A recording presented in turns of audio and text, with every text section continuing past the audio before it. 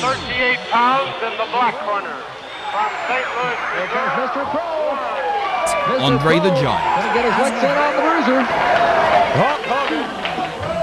Number one, the greatest WWE champion of all time, and in many ways, the man who made the title what it is today, Bruno Sammartino. his opponent weighing 236 pounds in the white corner. From Van Nuys, California. Welcome in to another edition of the Retro Wrestling Rewind. As always, I am David Fine, alongside the true Long Island IZ, Alex G. Last week we covered Starrcade 97. This year we're going back a few years to Starrcade 92. It happened December the 28th, 1992, the Omni in Atlanta. First off the bat, what in the hell was I thinking when I picked Starrcade 1992? It's the Battle Bowl. Everyone loves the Battle Bowl. No, not really. Lethal Lottery is fun. The Battle Bowl itself is actually pretty shitty. Yeah. Well, that's a nice way of putting it. I mean, well, it's the goddamn truth. Like, I dig the concept of the Lethal Lottery. Like, you having these teams get put together by random drawing. You get some fun matchups, some stuff that you don't normally see. That's cool. But when you get to the Battle Bowl portion of this, the Battle Royal, yeah, it's always lame as fuck. And of course, as always, Missy Hyatt is all the way live. She is. She's looking good. She's out there with the living legend, Larry Zbyszko. That's always nice to see. Shivani has hosting duties. You have Jim Ross in his final WCW appearance with Jesse the Body Ventura. Yeah, and it kind of explain to people listening, if they didn't watch the previous Clash of the Champions, the first match, the Heavy Metal Van Hammer and Dan Spivey taking on Johnny B. Bad and Cactus Jack, that was picked at a random drawing at the Clash, correct? That is correct. The previous Clash, they had the drawing for whatever reason, I guess to promote the pay-per-view. But, like, that's the matchup you give them, like, right off the bat. Like, oh, we're going to have Cactus Jack and Johnny B. Bad and Dan Spivey and Van Hammer. Wasn't Van Hammer... I've heard rumor on the streets, and I think we've spoken about this on the program, that Van Hammer, when he was brought in, he thought he was going to be like the second coming of Christ. I mean, he thought he was going to save WCW. Isn't that correct? From what I understand, and I'm pretty sure he did when he was Van Hammer in the Flock. Yeah. He's a weird guy overall. Nice guy, but he's a weird guy overall. I think one of the interesting things you want to look out for while watching this show is the interaction with Hank Aaron and Bill Watts. Now, for those of you who may not know, Bill Watts will be quit/fired in a few months for some pseudo-racist, very homophobic interview that he did, I believe, with The Torch. And Mark Madden sent a copy of that interview to Hank Aaron, and Hank Aaron had Bill Watts fired. So that's really interesting seeing them in the ring together. Yeah, that's just rather... Yeah, I'm a big Henry Aaron fan, but I just still don't understand. I think they did, of course, because they were at the Omni in Atlanta. That's the only reason. Well, yeah, he works for Turner, so he's a Turner executive at this point. So yeah, that's why he's around. But again, it's and usually Watts is really good at when he books or he's involved with the company. I believe Dusty is still booking at this point, or it might be Ole, but I'm pretty sure it's Dusty. That everything he does makes sense, right? We talk about Mid-South on this show constantly, how everything they did made sense. No matter how ridiculous it was, it made sense. This show, in general, does not make any sense. There's so many guys on here working 3 times. This is Starrcade. This is your marquee event. And you only have 9 guys on the show. Now, their roster is a pretty good size here. And I do understand that Bill Watts was trying to cut payroll at this point. But throwing Dr. Death Steve Williams out there 3 times, it doesn't do yourself any justice here. Again, we're in the middle of this Ron Simmons title run that's not the greatest. He's feuding with the Barbarian, and he has a match with Cactus Jack, which probably should have been the main event of this show, because Rue got injured. So let's get that out of the way. Rue got injured, and we have Dr. Death Steve Williams as the replacement. On his own, on paper, that sounds fantastic, right? Ron Simmons and Dr. Death, that sounds like a really good match. No build-up for this at all. So, and you also have Dr. Death, he's in the Lethal Lottery and he's in Battle Bowl. So I don't know. If I'm challenging for the World Heavyweight Championship myself, I'm probably going to take myself out of Battle Bowl. Muda's in Battle Bowl too, and he has that shot at the NWA World Title. Like, why would these guys want to wrestle 3 times and be exhausted for the title match? It makes no sense. I guess they just did what they were told to do. So yeah. So from a booking perspective, this entire card makes no sense. It makes no sense to have Muda win it at the end for Battle Bowl. He's not coming back. So why do you have Muda go over? I have no idea. And if you're going to have him go over, why is he going over at the end? Like, that's the last thing you see is Muda. And I love Muda. I'm one of the biggest Muda fans in the world, but it makes no sense here. In reality, if you're not going to go with Ron Simmons and Dr. Death at the end, you should probably go with Sting and Vader at the end for the finals of the King of Cable. Again, Sting wins this big King of Cable tournament, but then he loses in the Battle Bowl. Like, everyone just gets buried. Fuck it. yeah, Have Sting win it. Have him be a 2-time Battle Bowl champion. Fuck it. He got the ring that year. That was cool. Nice little ring ceremony and shit. Fucking bizarre. But yeah, this match is... Spivey looked good. Cactus seems like he didn't want to be there. Johnny B. Bad is still pretty green. He would get better in years to come. And, of course, Van Hammer is... Van Hammer. In fact, Van Hammer. Yeah, I'm not a big fan of the old heavy metal Van Hammer. I mean, I don't know. I just I like his slingshot suplex. That was his finisher. It was pretty good. Like, where's Vinny Vegas and Steve Austin and Scotty Flamingo and Arn Anderson and Bobby Eaton? Like, where's the rest of their roster on the show? Not there. Like, you couldn't put fucking Arn Anderson in the Lethal Lottery. Like, he would have had a good match with somebody. Yeah. I mean, that would have been great. I mean, but the booking, was shit back then. So just it was horrendous. Now, Watts would get it together before he would exit. WCW. It goes back to show you, like, Watts hasn't been with the company full time since 1987. So he's like 5 years removed, and 5 years being out of the wrestling business is a very long time. So again, he's going back to what he knows. I'm going to have Tony Atlas out there. We're going to have the Barbarian. And like, what? What are you doing? You should be pushing like Brian Pillman. And like, hey, why can't Barry Windham fight Ron Simmons? That makes more sense. Like, that'd be a better match. Like, what are you doing? Yeah, I don't know. I mean, Ricky Steamboat and Shane Douglas. Why? Like, they had good matches. I like them like that. But it was like, such a weird team. Yeah, I mean, it was definitely a weird team. I mean, and it's, I just don't like we were talking, like you said before, I don't know why they had, a thin roster, yeah, but why do they have the main eventer guys wrestling 2 or 3 times a night and then wrestling in the main? I don't see that. You don't see that now. I mean, you do see it like at a battle royal maybe, but you don't see the guys wrestling 2 or 3 times on a pay-per-view. It's just weird because I think they're trying to make it like the Royal Rumble. I guess that's their gimmick here, sort of. But the Royal Rumble has a lot more prestige associated with it, and there's a title shot on the line. So obviously, like the year before was Sting and Luger, and Luger was a champ. So that's bizarre. And that was the setup for Super Bowl 2. And to me, this is, again, trying to set up for Super Bowl 3, which I believe was Sting and Vader again. Yeah, I mean, I don't understand what they're trying to do, but I mean, hey, we didn't book this. It's stuff. bad. It's like for a marquee event, this is probably the poorest booked show. Yeah. Not that the talent's bad, or not even that the matches are bad. The matches are fine. It's just, it makes no sense. It just makes zero sense. Like, have Sting and Vader close the show. Like, why have Muda win Battle Bowl? He's not part of your roster.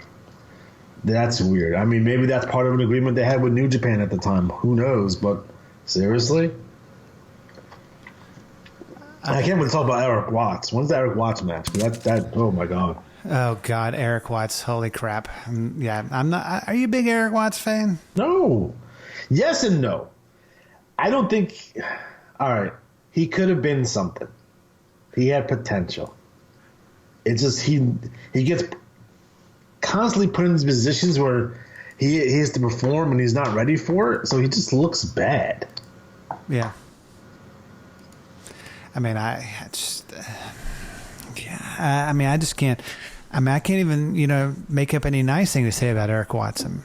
I'm sorry. I would have turned him heel. Yeah, he could have been a good heel. I mean, turned him heel and had the confrontation between him and his dad.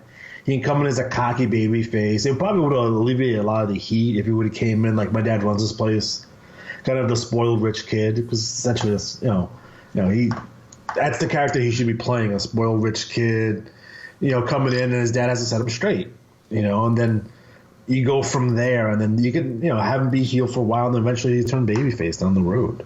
yeah. But having him be an obnoxious, 22, 23-year-old kid, that'll work. Yeah, I mean, I could see him do that. I mean, that would probably fit his personality and build. I mean, At the time, now he became actually a decent worker, but no one ever got to see it. yeah, and yeah. Why did no one get to see it? Because he got fired from WWF before he really had a run there. Like, he was in Techno Team 2000 with Chad Fortune, but he was getting better. Like, you can say, okay, he's getting better, all right. And then he had that little run in ECW for like a second, and then that's it for him. You would see him, show up in TNA. But he was finally getting it, and, sometimes it takes guys 5 or 6 years. Not everyone can be Dustin Rhodes. Nope, not everybody can be the Natural. I mean, he's turned out pretty good. I mean, he's turned out pretty good. I mean, don't you think? Yeah, absolutely. He's one of the best workers of all time, and showed that really early in his career. Yeah, I mean, it's like he was the Natural. I mean, yeah, I mean, what are your thoughts on the second and the second match compared to the first match? I mean, the second match was a lot better. Because you did have that Dustin Rhodes, Big Van Vader. Now they've been sort of kind of feuding on and off for a while. So I like the psychology work, because even like race is like, oh, we just have to get through this, guys. Like, I know you guys want to rip each other's heads off, but you guys have to work together. And that dynamic worked really well. You have Kensuke Sasaki in, and then you have the Barbarian there for no apparent reason. And I like the whole dynamic of the match, because you're just waiting for Vader to turn. He does after the match. Like, oh, they're happy and congratulatory, and fucking Vader hits him with the clothesline, and that's it. yeah. But Vader, Dustin Rhodes, go back and watch their matches again, against each other. They're really fucking good. Dustin was a good opponent for Vader for sure. Yeah, I mean, and Vader was so huge, but I mean, you would think he would be a very good opponent. But I mean, if you're that good, I mean, you can. I mean, hell, if Flair can work the Junkyard Dog and make him look halfway decent, then there is hope for everybody to. Vader's a good worker. Yeah, yeah, he's fantastic all around. His matches with Sting. Sting is probably his best opponent. Mm-hmm. But Vader had good matches with a lot of guys. It's like, oh, okay. Even the matches with Hogan are not that bad. The ones with Flair are phenomenal. Yeah. The matches with Cactus Jack are fucking unreal. I mean, he fucking just breaks them apart. Yeah. So, Vader had good matches with a lot of guys. Yeah, but Vader was, he's amazing. Do you think he shouldn't have lost that belt to Ron Simmons? You think they should have gave him a run through this time period to see what they could do with him? Yeah. Because that moment is so huge. Ron Simmons winning the world title is such a huge moment, and that crowd goes fucking apeshit for it. Yeah. And it feels like the right thing to do, but unfortunately they don't follow up with any kind of good angles. Now, they've been trying to push Ron Simmons as a top guy since late 1991. So, he had the match with Luger at Halloween Havoc, and they're trying to get him in position. It's just when once they put him in position, he didn't get those matches with Pillman and Austin and Barry Windham that could really put him over the top. Instead, he's wrestling the Barbarian and shit, and Tony Atlas. Yeah, I mean, not to put down, Tony Atlas, but I mean. Well, I'm just saying, Tony Atlas, there's a big difference between Tony Atlas 1983 and Tony Atlas 1992. Let's be honest there. Yeah, I mean, there is, yeah. Rude would have been that opponent for him. I think him and Rude would have had a really fun match. And that made him, that made it elevated Ron Simmons, but Simmons would lose the belt 2 days later to Vader? So, he's dead man walking. Yeah, I don't understand these, when they do these title switches and it's like 2 days later they lose the belt. I don't understand that. So, but I mean, the whole thing was weird, and you end up going right back. You're right back where you started with Vader as a champ. So, yeah, you did this Ron Simmons experiment. Maybe it didn't work out the way you wanted to. Not Ron's fault. Ron's an awesome performer and he's fantastic. And then they had him team up with Too Cold Scorpio, and then eventually he turned on Ice Train and shit, and they turned him heel, which was weird. Yeah, he probably should have turned heel when he had the belt. At least we gave him more opponents. If you Ron Simmons wins the belt, he's the All-American Ron Simmons, and then he turns as champion, and then he has the matches like Steamboat and Sting. I think that would have been different. I think he probably would have had a longer longevity of his title run overall. Yeah. But it's they're not doing anything with him. And it's the whole state of the company because no one's getting over. Yeah. And this show shows you that no one's getting over. No. But the fourth match on the card, okay, so had two great wrestlers plus Barry Windham and Too Cold Scorpio. First of all, Too Cold Scorpio, one of the best wrestlers in the world. Are you high? When you get to 1995, he's probably number 3 wrestler in the world.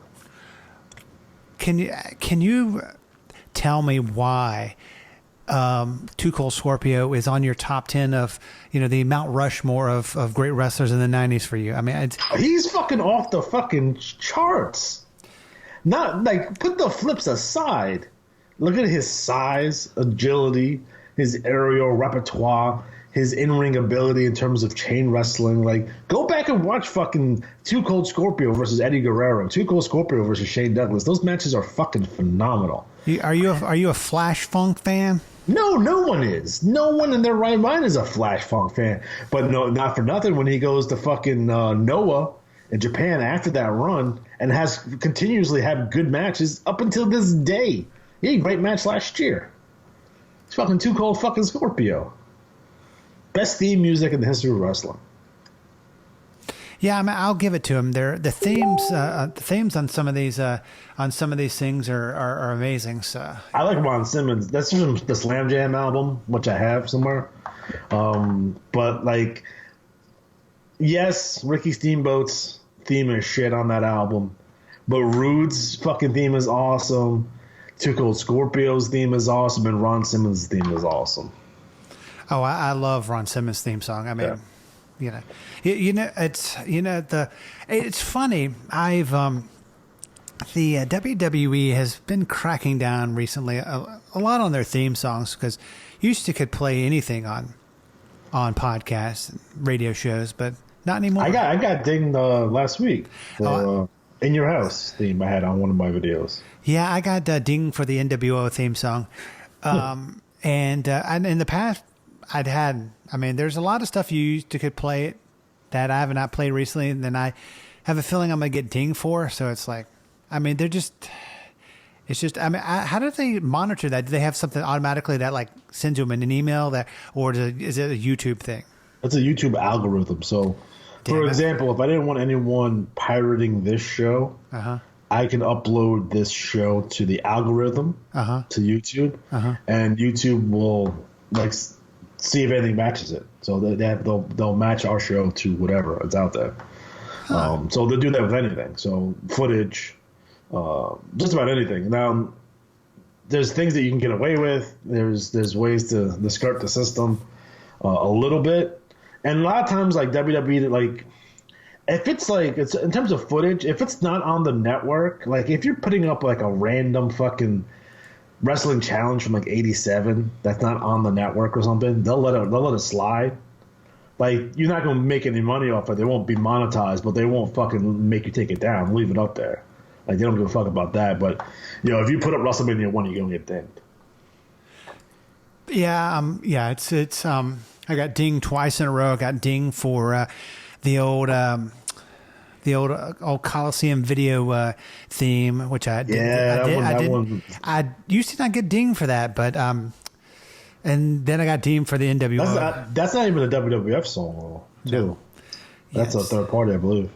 I hate third parties, but well, what can I say? I mean, it's wrestling. I mean, hey, it could be worse. They send me an email. I'm sure you get this email all the time. They said it's not affecting your account. Blah blah blah. I'm like, fuck it. I think I only have like 2 or 3. I don't have too many because I've tested shit in the past, like, so I have a good idea what works. Yeah, and what does not. Like I had the In Your House theme for the In Your House video game that I use, and I've been using it for 4 years, like no problem. And then all of a sudden they got stay fucking uploaded something, and they got dinged for it. So I just, instead of like, I'm not giving WWE any of my money, all fucking 3 cents that I get from YouTube. Fuck that. I fucking just muted the song. Fuck them. Yeah, I mean, how was that monetizing YouTube working out for you? I don't make any money. I made $1.35 this month. Wow, I mean, what's that get you in New York? Oh, nothing. Nothing. Doesn't even get you a pack of gum or a stick of gum. You can't even. They won't even cut you a check for under $100. So you gotta wait till you hit the $100 threshold, and then they cut you a check. That's so. Like I'm right now in 4 years, 5 years. I'm at like $80. I mean, how 300 videos? How would a wrestling podcast / wrestling video game related show make any money on YouTube? Is that even possible, or is that just something that a pipe dream? I mean, you gotta be hitting more than 1 million views per video to make any kind of money. But a lot of these guys that do this, they make money outside of YouTube. So Patreon is like the big one. Getting sponsorships like Manscaped. You guys know the litany of advertisers out there that would advertise on wrestling-related stuff. OnlyFans. If you guys want to see me take off my pants, there's an OnlyFans that you can go to. Can people Can people pay you to put on your pants, or how about put on a mask? If you pay me money, I would do anything you fucking ask me to do. So if I pay you money, will you get a damn video camera? No one wants to see. No one wants to see my face. You can wear a mask. Anonymity. How am I going to talk with a mask on? Hello. Who is the third party in AEW, and he talks with a mask on? Hello. Just Excalibur is a seasoned professional. You're a seasoned something. I don't know.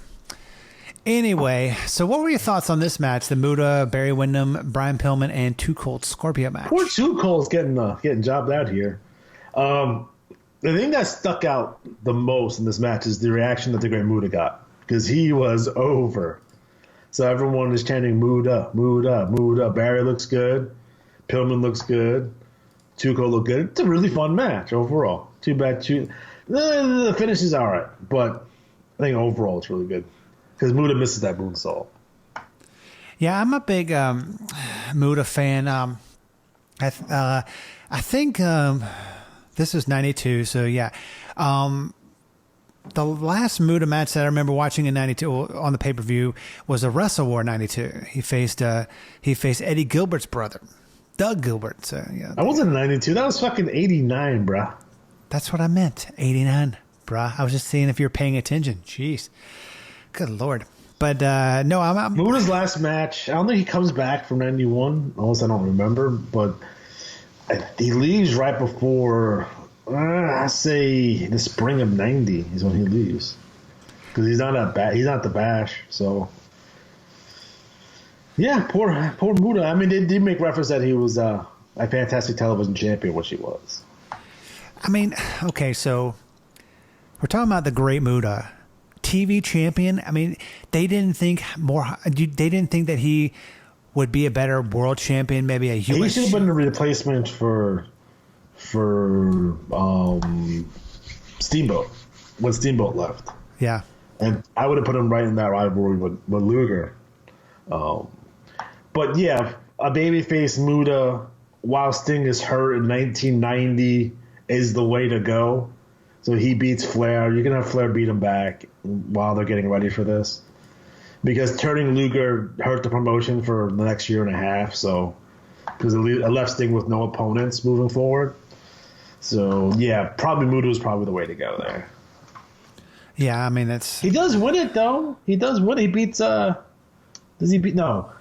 He beats. I think he beats Chono for it eventually, and then I think he loses it to Barry Windham. If that's correct, I think that's correct. Yeah, I think it is. I mean, it's. Yeah. Yeah, I mean, I love Muta back. I mean, I know you're a big. You never say anything ill about the great Muta, and I'm not fucking going to. Fantastic. He is he's not the Fantastics, no, but he is fantastic, and it's just like, it's just like I think they could have done a lot more with him, in WCW, NWA, but I mean, I'm not surprised. He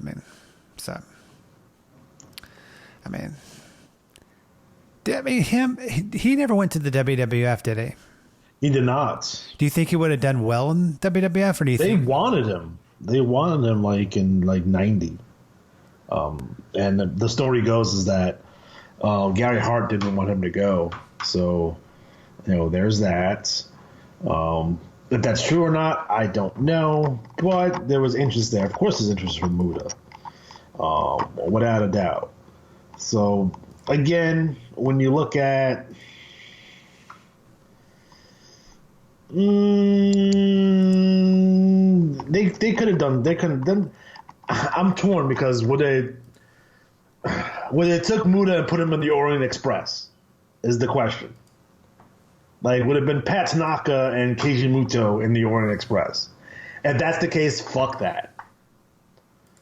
You know what I mean? If that's where they were going to go with him, I don't think so. But if you're going to give him a legitimate push and see what we can do, IC champion, world title, made top guy, he deserved to be a top guy. So imagine him having matches with, Bret Hart and Shawn Michaels, blah, blah, blah, and all that kind of good stuff. So, yeah, I mean, and he wrestled Hogan, right? In Japan, yeah. I mean, a couple times. How were their matches? I mean, really good. Again, this is when Hogan is this Japanese Hogan, so it's high work rate Hogan. So go back and watch those Muta Hogan matches. They're actually really, really good. I mean, were you a bigger fan of Hogan's in Japan when he wrestled in Japan, or him, in the States? It's hard to... All right, this is the way it works. Hulk Hogan, the character, post 1986, right? So American Hulk Hogan post 1986 becomes a progressively worse worker in the ring, right? After the Paul Orndorff feud, let's say that. He has some good matches with Bossman, but his matches are, they're your standard Hulk Hogan matches that we all saw throughout the 80s. Hulk Hogan in Japan he's chain wrestling and doing fucking insecurities and shit. Would I like to see 1988 Hogan in Japan? I want to see what that looks like because that's Hogan at his biggest in terms of popularity and in terms of size. Taking on working that Japanese style. So it would have been interesting. It's hard to differentiate though. Yeah, I mean it's Muta does lose the belt to Barry Windham at Super Bowl III, next pay-per-view.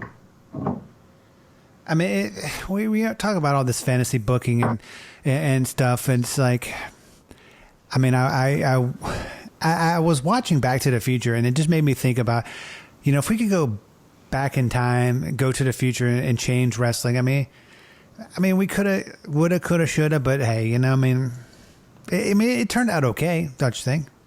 So far. I mean, look where we're at right now, though. Yeah, I mean, it's funny when AEW, at least in my opinion, they're non-crowd /wrestlers in the crowd, and the WWE's nobody in the whole entire the whole entire arena, I think AEW is hitting it out of the park. But that's just, I don't know. For me personally, I'm rapidly coming to the realization that modern wrestling is not for me. huh? It's becoming tougher and tougher to watch in general. Now, I will watch your NWA, I will watch your MLW, I will watch New Japan, right? But in terms of WWF and what I consider WWF Light, which is AEW, and that's the reality. I mean, I don't know what to tell you guys. That's what it is. I don't know what it is. I mean, come on, let's be honest here. You get teleported Matt Hardys and shit. Come on. Like, let's be realistic. It wasn't the wrestling that what I wanted from AEW was something that I didn't get. So I'm like, I haven't done enough to pull me in anyway as a fan. So. I mean, I'm hoping they do. I mean, if you were convinced that they were a little better product than NXT or WWE, would you consider watching them on a weekly basis, or would that, or you're like, nah, not so much? It's gonna take a roster rehaul. It's gonna take a production rehaul. You got to overhaul everything, and you have to start from scratch. Yeah, they have guys in the roster that I like, but it's not enough. There's not enough. The show doesn't work for me, because it's all right. This is where we're at right now. This is the landscape of your modern professional wrestling. WWF right now is currently a parody of wrestling. It's a parody of a wrestling show. It's not even a wrestling show anymore. You watch Raw, SmackDown, not so much NXT, but we'll get to that in a second. It is a parody. It's the Saturday Night Live version of wrestling. That's what WWE currently is, right? So we have that. AEW had a great and unique opportunity to be something completely different and have more of a sports-based presentation, which I was looking for. I was looking for Southern wrestling angles with a New Japan production is what I was looking for. I didn't get either of that. So what we have here is a higher budget Impact Wrestling. Huh. I mean, I'm not in agreement with that, but I'm not going to argue with you. You don't have to. You can argue with me. You can tell me how good the product is. It's like, and it's just for what I'm looking for. This is what I'm looking for something really specific. Yeah. And I understand that I might be the only person who's looking for this. And I don't begrudge anyone who enjoys that show. I'm not saying, oh, that's fucking shit.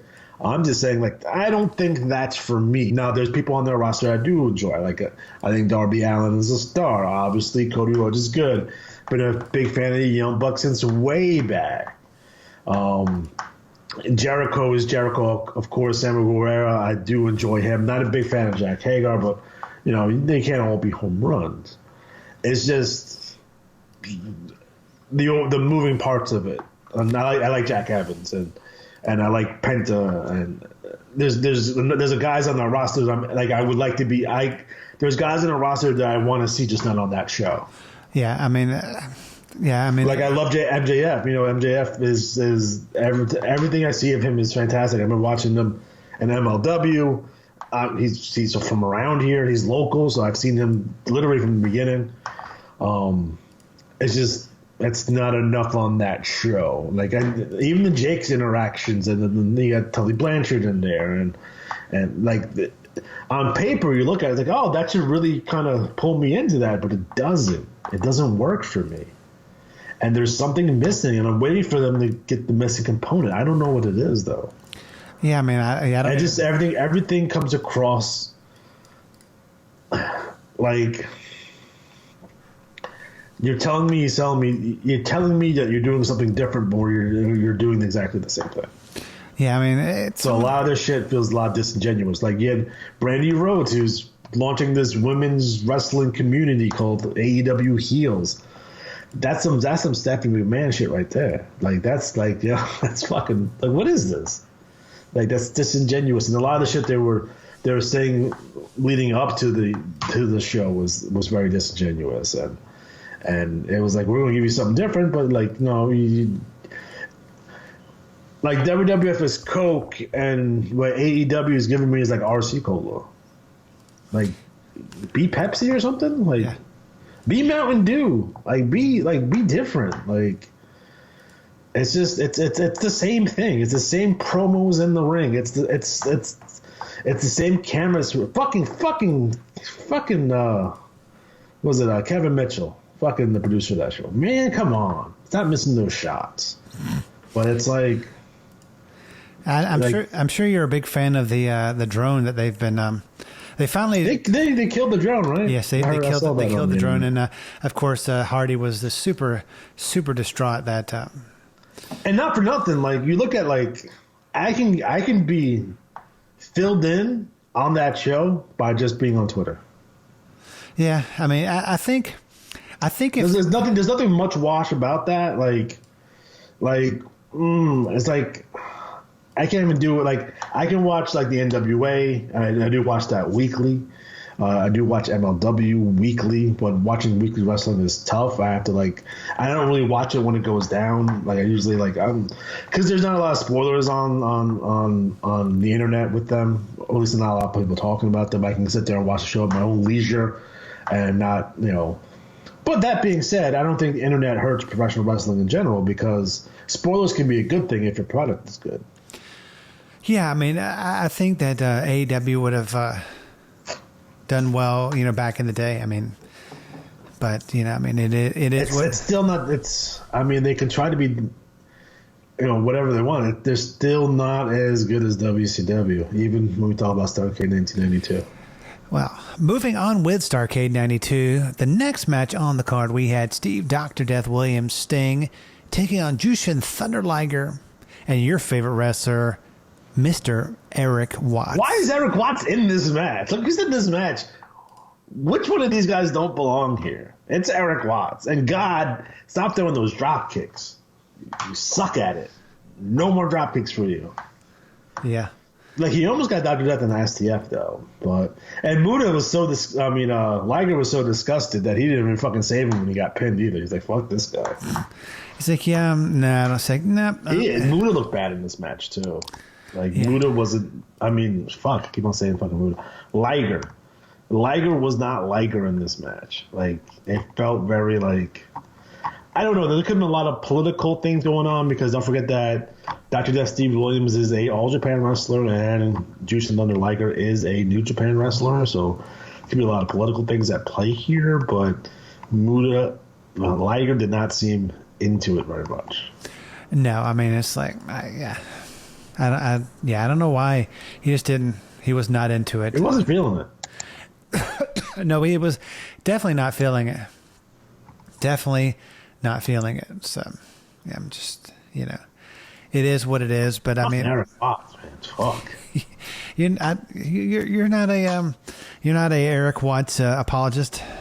No, because he looked really bad in this match, and I'll go back and say it.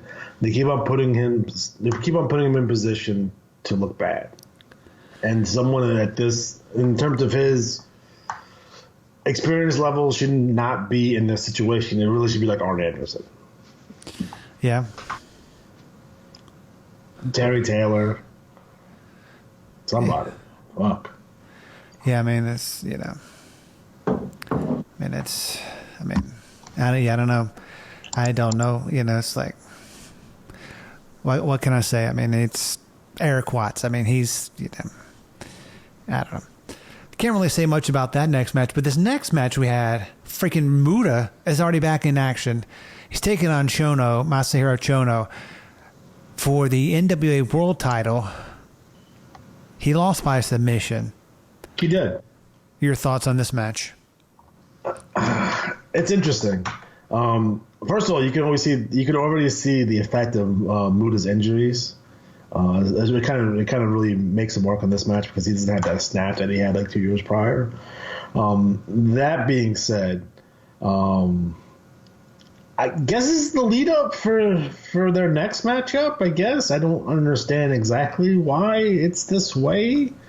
Because they would go on in a couple of months, a month or so, in January, and Muda would go on to beat Chono and kind of be both the IWGP and NWA World Champion.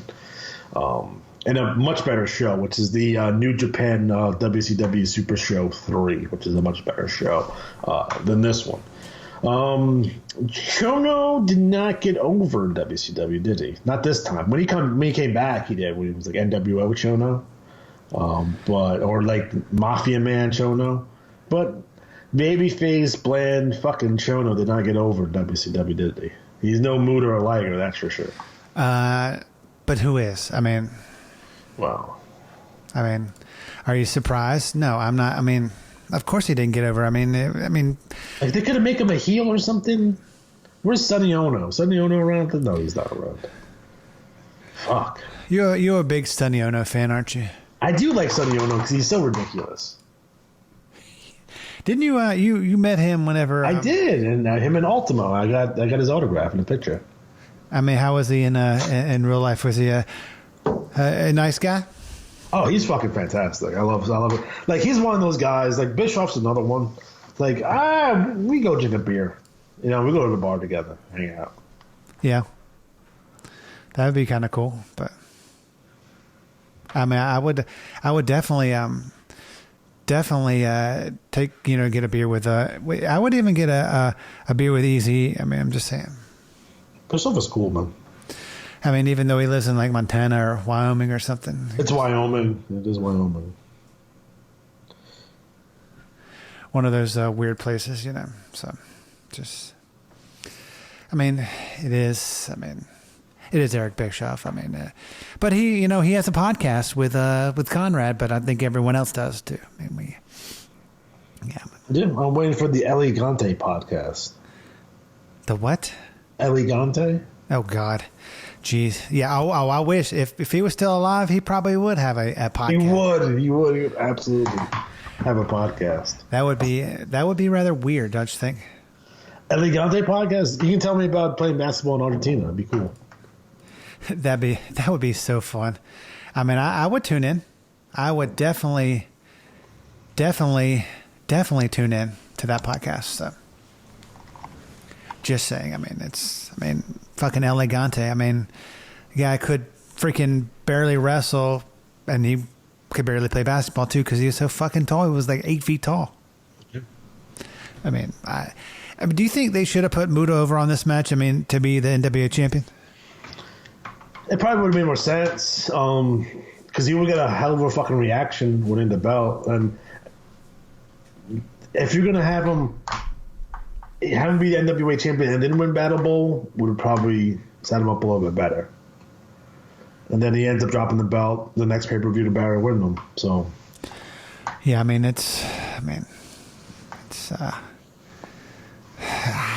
I love I love what they're doing, but it's just, I mean, sometimes they just drop the ball. I mean, it just doesn't make any sense. Like if you look at a roster, a 1993 or 1992 roster here, and you can rejigger some of these matches around a little bit. Realistically, if you look at this card, it probably should have been Ron Simmons. I know him and Cactus just had the match to Clash, but I probably would go back to that again and do like a no holds barred match. Had that kind of close the show. Yeah. And then before that, you can have either you would have to put blood. Sting has to go over here, so you have Sting on next, but I would have him win Battle Bowl, maybe. I don't know. It's just weird. They're just like in a no-win situation here. In reality, if you're going to have Battle Bowl, have it on in the middle of the show, and then have Muto win it before he would face Chono.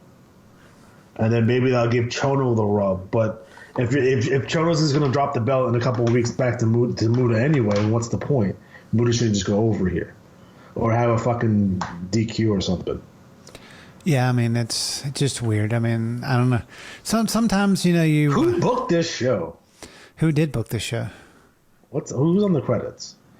I don't know. Okay. Virgil Reynolds? No.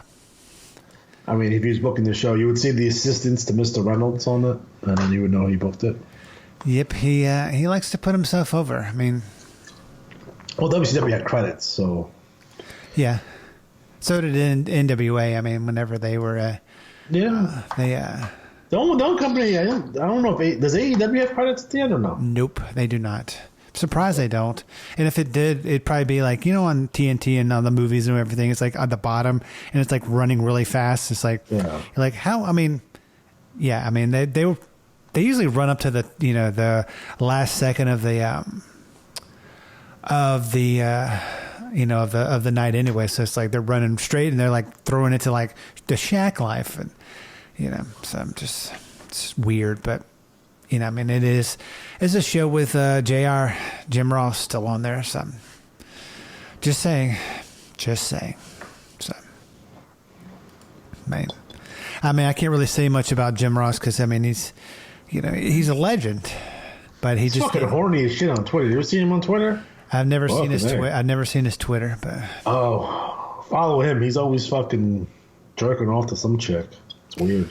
I mean, hey, he is single, so I mean, he is, or he is a widow. I mean, I don't want to make light of his wife passing. That's, absolutely not. No, that was tragic. No, but yeah, hey, he's up in age. He needs to take the old blue chew. I'm sure that's what he's out here fucking sponsored by Sonny's OnlyFans. What? What? I'm sorry. What is this Sunny's OnlyFans? You know what? OnlyFans is when people fucking get naked for money on the internet. Oh yeah. Sunny's fresh out of jail and doing that shit. That's weird. Mm-hmm. It is weird. Yeah, I don't know. Could not tell you. I mean, I'm not going to be going on to the old Sunny to fans only page. I don't want to, get in trouble with the old wife. So just saying. Next match we had Ron Simmons taking on Steve Dr. Death Williams. It's for the WCW World Heavyweight title. You notice that these two title matches, one was by submission, the other one was by disqualification. I mean, it was their pay-per-view of the year, the Starrcade, which was supposed to be, in my opinion, the highlight, the big event of the year, which it used to be in the 80s. But no world title change. It was disqualification and submission. Yeah, because you have to get that Vader match 2 days later. Yeah, I don't know what the fuck they were thinking on this one. Like, again, Dr. Death Steve Williams, no one thought he was going to win anyway. Like, he doesn't work for WCW. So, like he wasn't really pushed as a singles guy. He was pushed as part of the tag team with Terry Gordy. It's like, why is he in this match? Yeah, I don't know. Like, they could have done something where, like, hey, listen, Sting and Vader, King of Cable, whoever wins that can fight Ron Simmons at the end of the night. I don't understand this King of Cable. It was stupid. It was like a tournament. It's a random tournament on fucking TBS for no reason. Yeah, I mean, I don't really understand that, but I mean, I guess I'm not paid to understand. I mean, it was a good fucking tournament. I mean, I'm not saying that it didn't have guys, because Rude's in there, Vader's in there, Sting's in there, obviously. So it was a cool tournament, but it was a tournament for no fucking stakes. They didn't get a title shot. Shit, fucking Vader lost in the finals, and he gets the next title shot against fucking Ron Simmons. It makes no fucking goddamn sense. Yeah, I don't. If you're going to put the belt back on Vader, have him beat Sting. Yeah. Yeah, I don't. Fuck's sake. Yeah. So your King of Title tournament bracket was as follows. You had Vader, Tony Atlas, Dustin Rhodes and the Barbarian, Rick Rude, Barry Windham, Brian Pillman, and Sting. Those were your 8 men in the King of Cable. Yeah, that's... I don't understand that, but what I mean... I understand it was shit. Yeah, I don't understand. Like you said, it was shit. It's Would Rude made a difference here? Probably, but still not a good show. Yeah, I mean, I don't understand that, but you know what? I mean, what do I know? I mean, I know nothing. Nothing, clearly. You have nothing to add, so move on to the next match. I apologize that I'm not a not a Ron Simmons apologist. I loved him as Doom, but he was one of those people. And did you notice that, like in the 80s and early 90s, they had a lot of the college gimmicks? You know, they had the varsity club. They had Ron. I mean, and it was back in the day when Jim Ross was saying, "Hey, this guy, what was that wrestler? He may have been a masked wrestler. It was the fucking Night Stalker." Yeah, the Night Stalker. He's like, hell, he graduated with honors from Penn State University. You know, I'm like, really? I mean, come on. It's a fucking I think it was LSU. I'm not mistaken. Who? LSU? Who? No. LSU. I mean, yeah. But it's stuff like that. It's just like, he was a good wrestler, but it's just like, I think they rely too much on the kind of the athletic and, you know, the Florida State, they had the couple things with Bobby Bowden, the head coach of Florida State. They did. I mean, I guess that helped. I mean, no, what would have helped Ron Simmons was put him against fucking real opponents. Yeah. Like, there's just this whole bullshit, like, you're the guy, but you're not really the guy bullshit. He's like, you're not going to put him over Sting anyway, so why does he have the belt? Yeah, I have no idea. Like, if he's not fucking... Like, he beat Vader, and then he does nothing of significance for the next 5 months. Then he drops the belt back to Vader. And you really expect him to get over that way? Nah, it wasn't going to happen. No, it's not. It was definitely not going to happen. Cool moment, for sure. Like, again, if you go back and watch that show where when Ron wins the belt, that's fantastic. But it's not his fault they didn't do anything with him. Yeah, man. They should have turned him heel, I think. Yeah, I mean, that would have been cool. I mean, because eventually they do turn him heel. Yeah. He spends most of 93 as a heel. I mean, what were you thinking about him as a heel? I mean, it would have worked. Yeah. Like, he worked pretty... Obviously, like, by the time we get to the Nation of Dominations, the first time we really see him in heel is a WCW for a little bit, and then we get him in ECW as a heel for a little bit, but we don't get to see the full heel character, full heel Ron Simmons until singles-wise, until WWF when he's Farouk. Oh, Farouk. I mean, what were your thoughts on the Nation of Domination and Farouk? I love the Nation. They were great. Why you... I was not a big fan, but I mean, that's just... Because there were black people? No, that's racist, and I don't have a racist bone in my body. So what about the Nation of Domination did not work for you? Was it D-Lo? Yeah. Was it PG-13? Oh God, I love PG-13. Okay, so you have this stable with Ron Simmons, who's awesome, The Rock, who's awesome, right? D'Lo Brown, who's an up-and-comer, but he would eventually become pretty good. PG-13's there. Clarence made... Was it fucking Ahmed Johnson? No, it was actually... They brought Ahmed Johnson into the Nation? God, it was Clarence Mason. Or when Owen Hart became part of the Nation of Domination for no reason? No, it was Clarence Mason. No. Was it Mark Henry? It was.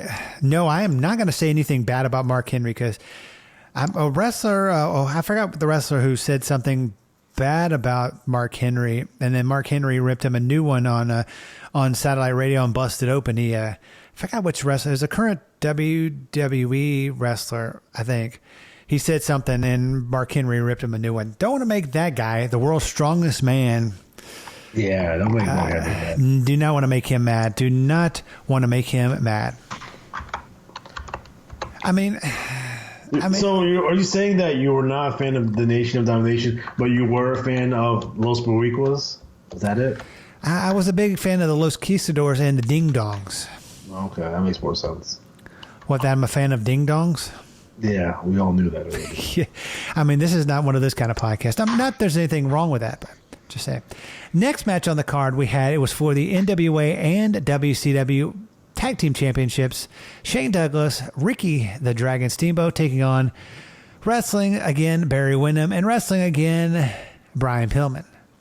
I mean, they had these two guys wrestle again, but then they wrestled against each other. Yeah. Which was cool. Well, that just... Yeah, I don't know. That just... The Pillman-Wyndham team never really got off the ground either, because eventually Pillman would actually go and team with Austin, and Barry would be Barry. But I thought Barry had a better chemistry with Dustin Rhodes than they did with Brian Pillman. But this is a fun tag team for right now. You got Shane Douglas and Ricky Steamboat as tag team champions for reasons, and they're the unified tag team champions, both NWA and WCW World Tag Team Champions currently. So that's cool. Yeah, I mean, having those co-tag team champions, I mean, it's like, I'm not. I mean, I get it to a certain degree, but it's still kind of weird. But yeah. I did, like, for a while they had one of each belt for a while, so I thought that was a cool concept. Like when the Hollywood Blondes had it, like they had one of each, so that was fun. Yeah, I mean, I thought that was cool, but I mean, I'm not a big fan of a lot of titles. I mean, I know you're not a big fan of, having like multiple. It's kind of like having two women's champions. Yeah, I mean, they have the Universal Champion and then the World Champion and for the men's, but then they have the, SmackDown and Raw. It's like, just combine them. I mean, and now Becky Lynch is not there, and what's her face is now champion. I mean, I think they should just combine them. I mean, that's, I don't know. You think they should combine them, or do you think it really makes no difference what they do? I think they should combine them.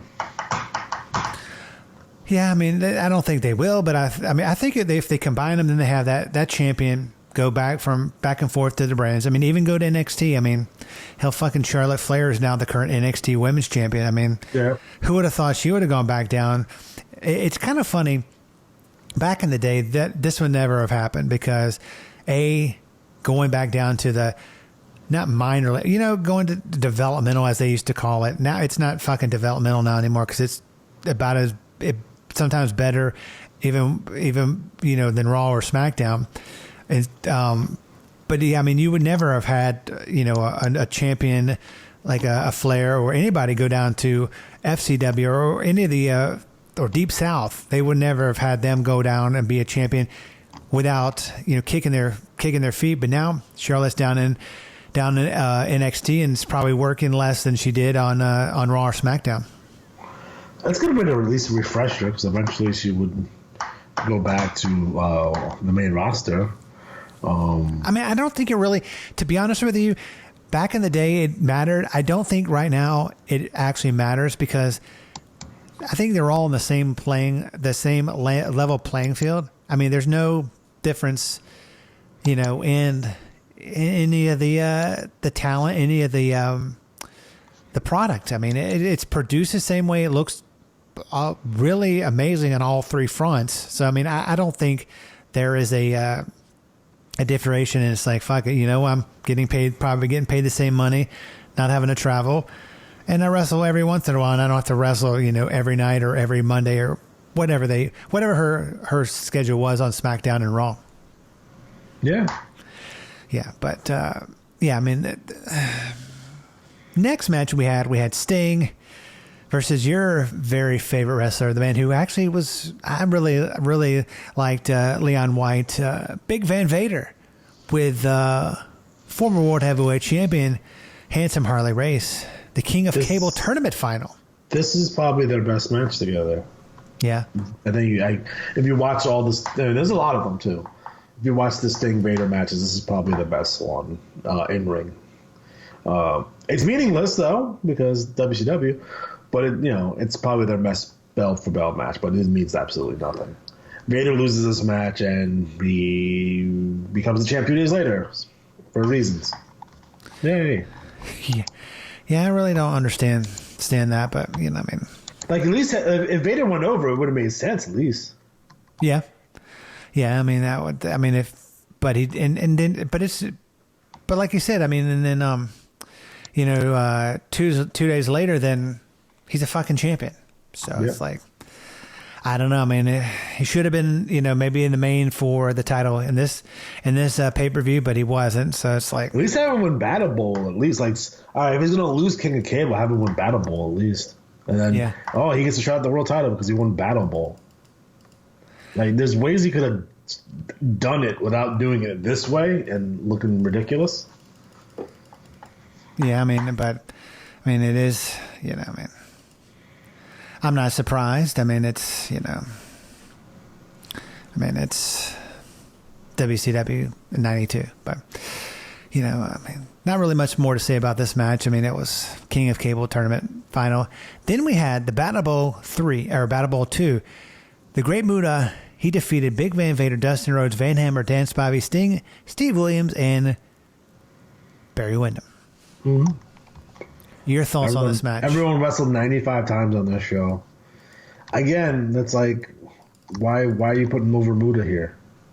Like, what's in it for you? I love Muta to death. Well, what's in it for the company? Because he's not going to stick around for, No, because he drops the NWA World Title to Barry Windham the next pay-per-view, and he's gone. And Barry Windham's in the tag team with fucking Brian Pillman. So what are we doing? Come on, guys, get it together. I mean, seriously. I mean, what are we doing? I mean, it doesn't make any fucking goddamn sense. I mean, yeah, it's yeah, I'm just very, very perplexed by by this. I mean, I just I don't understand it. But I mean, it's WCW 1992. It's I mean, do you think they're kind of at the end of their rope? Yeah, I don't think Watts would figure it out, but I think there's too many moving parts here and everything's fucked up. Yeah, it is what it is.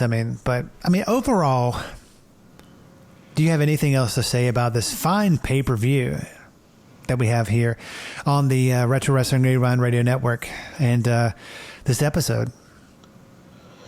This show sucks.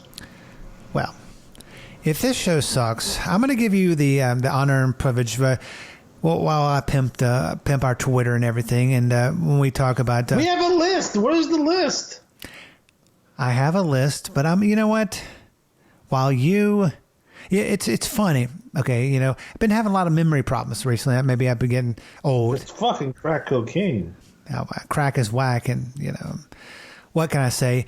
If people want to see the other product that you're, that you've been getting a lot of praise for, your video game channel on YouTube and your Twitter page, how in the world do they find you on the interwebs? All right, so you want to go to Retro Wrestling Games Presents on YouTube. We have over 300 videos right now, so please check us out there. And then on Twitter, we're RW Games Presents. So check me on Twitter. I won't get in an argument with you.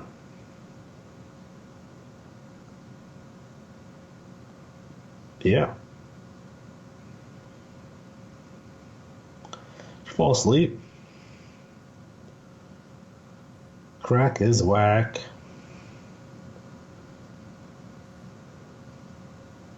We're going to keep on this. Did you mute your mic, you moron? I did mute my mic, so that's okay. Yeah, fucking clown shoes. No, next week, we're going to keep on this Starrcade banter. We're going to cover Starrcade 98. What do you think about that? Goldberg, Kevin Nash? Yes. Okay.